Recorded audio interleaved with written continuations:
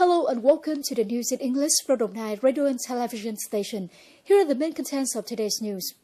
Updating the agenda of the 11th session this morning, March the 31st. The National Assembly has voted Ms. Nguyễn Thị Kim Ngân to be the chairperson of the National Assembly and the president of the National Electoral Council. Before that, the Standing Committee of the National Assembly had reported to the National Assembly the results of noting and explaining opinions at delegations' discussion about the expected personnel elected for the positions of Chairperson of the National Assembly and President of the National Electoral Council to replace Mr. Nguyễn Sinh Hùng, who had just been dismissed by the National Assembly on March the 13th. After a discussion, the National Assembly deputies voted to pass the list in order to elect the chairperson of the National Assembly, the president of the National Electoral Council. Accordingly, the only person to be inducted into these two titles is Ms. Nguyễn Thị Kim Ngân, vice chairperson of the National Assembly. The National Assembly elected these two titles by secret ballot.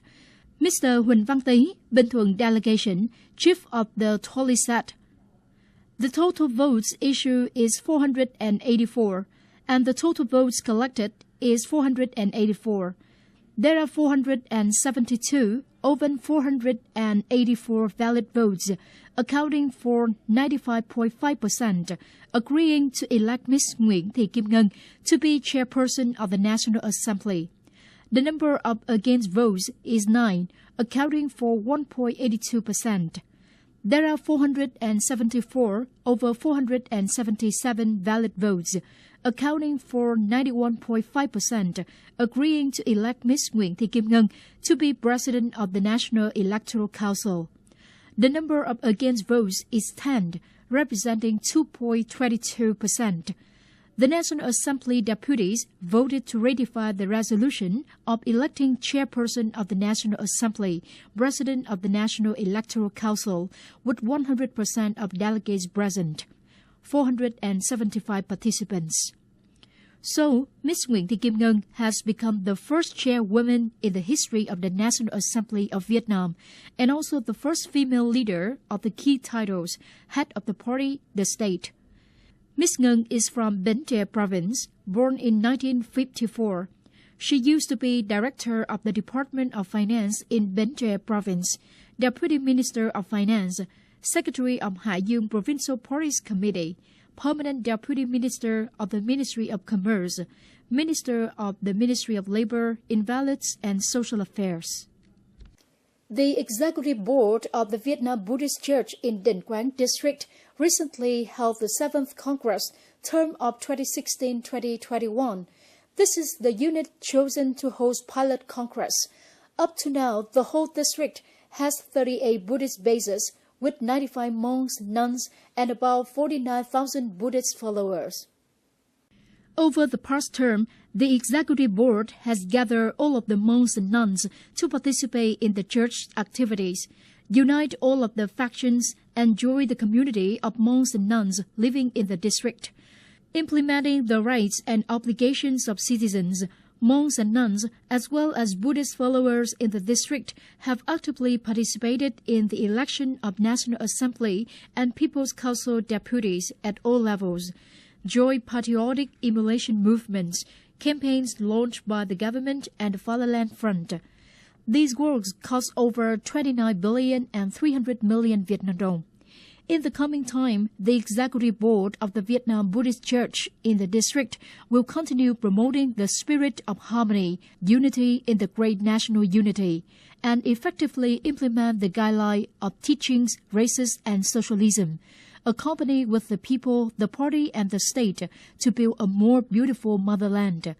The Congress has elected 21 members for the 7th Executive Board of the Vietnam Buddhist Church in Định Quán District, term 2016-2021. Within the framework of the mission in the United States to attend the 4th Summit on Nuclear Security held in Washington, on March the 13th, Deputy Prime Minister, Minister of Foreign Affairs Phạm Bình Minh had a meeting with Secretary of the host country John Kerry. At the meeting, Secretary of State John Kerry expressed excitement at the important progress in the U.S.-Vietnam relationships in recent years, especially when the two countries joined the Trans-Pacific Partnership Agreement (TPP. He stressed the two sides are also cooperating in a number of security issues, terrorism, and the issue of the East Sea.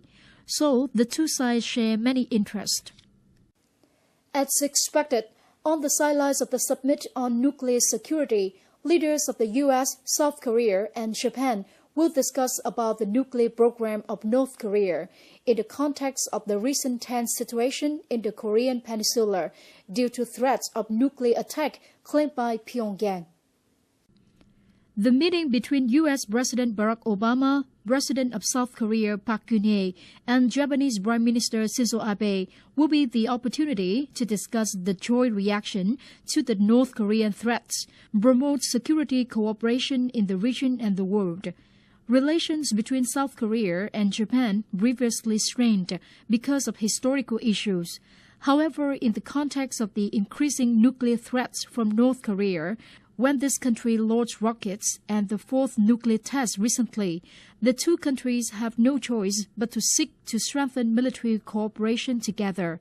The U.S. has always hoped and encouraged the two allies in Asia to sit together, neutralize the hatred, and tighten relationships in order to better deal with not only North Korea but also China, consolidating the U.S. strategic shift towards the Asia-Pacific region.